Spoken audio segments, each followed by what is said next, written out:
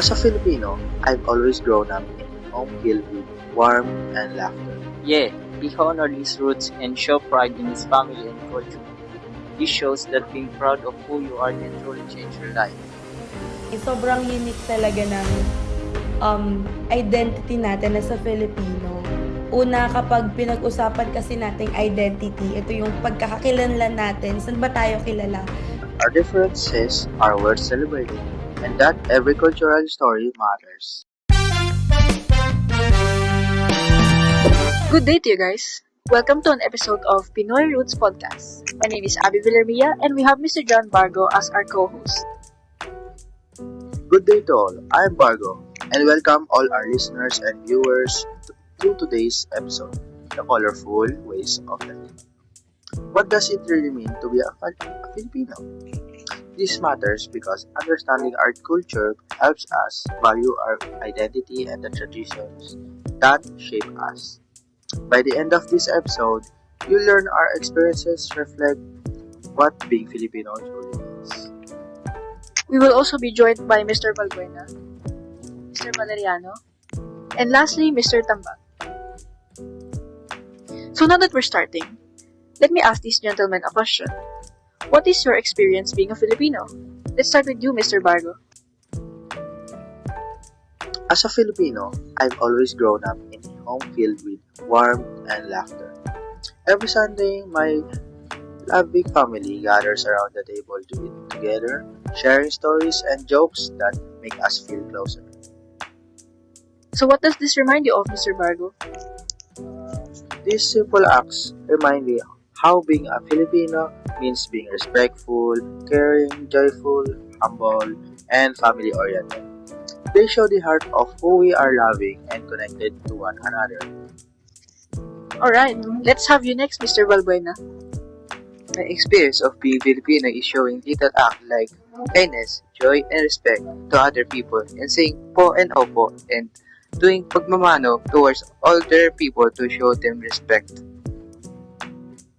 Alright, let's have you, Mr. Valeriano.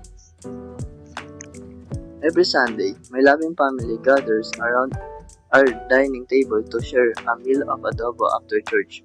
This reminds me of the Filipino spirit of togetherness. Ah, that sounds really sweet. Lastly, let's have you, Mr. Tambag.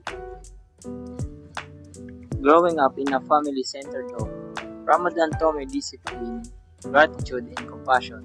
My community showed me the value of helping others and appreciating simple blessings through prayer, fasting, and generous celebrations. So our cultural practices usually revolves around our family, like eating on the same table, showing respect, and appreciating blessings, which emphasize quality time, love, and gratitude. These are so important because it makes us feel connected to one another. So speaking of Filipino culture, do you guys remember when we watched a video about Mikey Bustos embracing his Filipino identity? Yes, his journey of embracing being Filipino is inspiring. In Canada, he wanted to be white, but in the Philippines, he slowly learned to accept his differences and his culture. Yeah, he honored his roots and showed pride in his family and culture. This shows that being proud of who you are can truly change your life. It was like here, in the Philippines, he's more laid back and humble. I love that part. True, acknowledges his life in Canada and feeling different. While adopting Western ideals, he highlights the pride that comes from returning to his cultural roots and embracing what makes him Filipino. You know, it would be very fun to have someone express their fun experiences being a Filipino. Cause me personally, I love the Filipino humor and the colorful culture. Abby, I think we should interview someone about their Philippine story. Yeah, I've been thinking that. It would be helpful for our viewers to learn more about our Filipino practices, values, and traditions. Good idea, Bargo. This part of the podcast will be titled, What Makes a Filipino a Filipino? And we have Miss Louie Claire from PETA Theater Association to answer our questions. For our first question, what do you think makes Filipino identity unique? For me, sobrang unique talaga ng identity natin as a Filipino.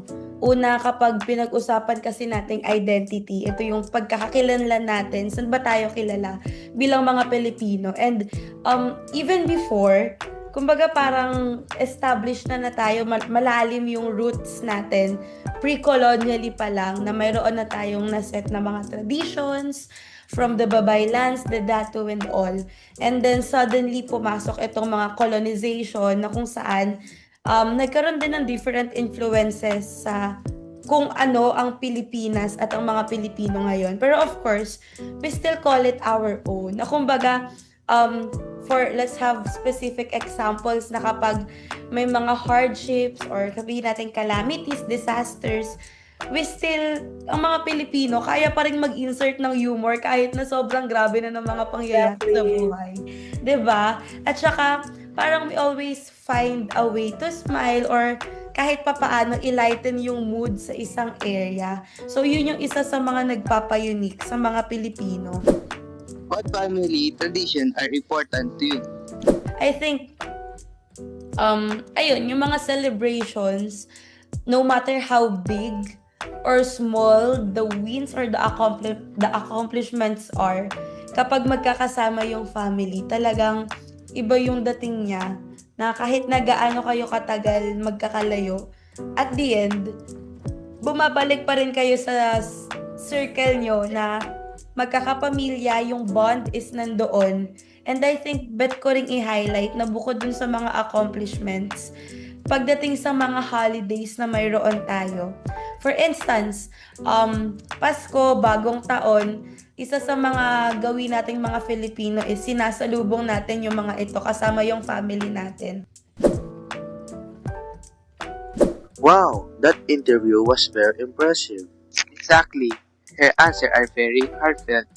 She showed great awareness and love for her culture. Truly meaningful and inspiring.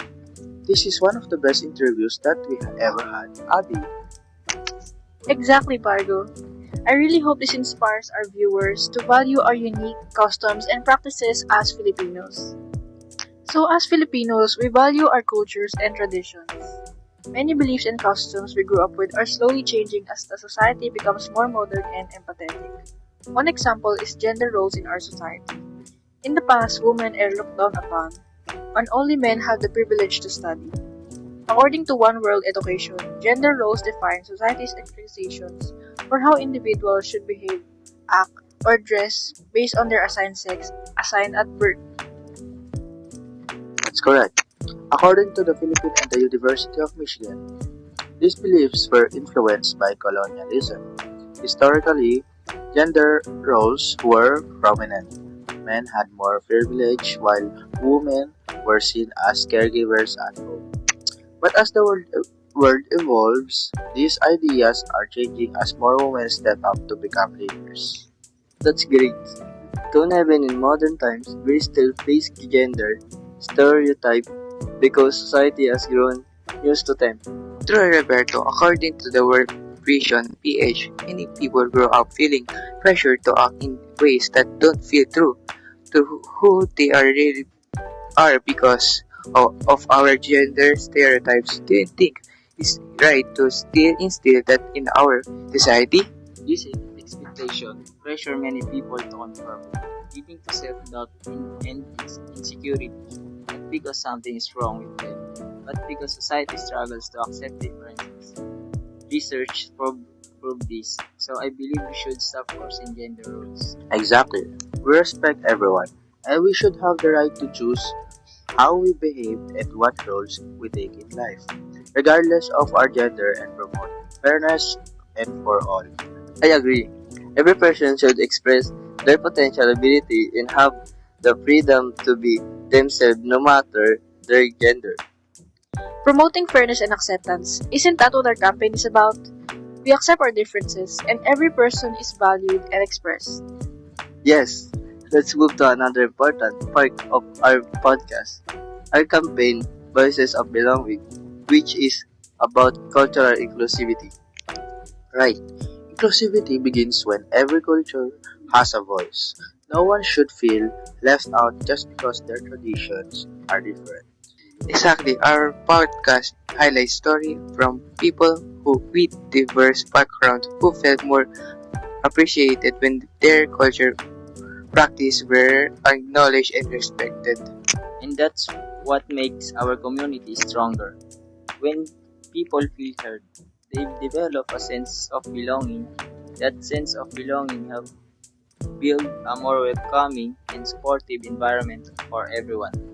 That's the goal of our campaign, to remind everyone that our differences are worth celebrating and that every cultural story matters. So we want to hear from you. Share a cultural practice you're proud of using hashtag Voices of Belonging in the comments. Your voice might inspire someone else to embrace who they are. Alright, let's recap today's episode. First, we shared our unique family ways as Filipinos. Next, we learned to embrace our differences and how essential it is to value our own traditions. Next, we learned to be inclusive and promote fairness to everyone, which is also our campaign called Voices of Belonging. And now, we finally answered our question for today's episode. What makes a Filipino a Filipino? Thank you guys for watching this episode.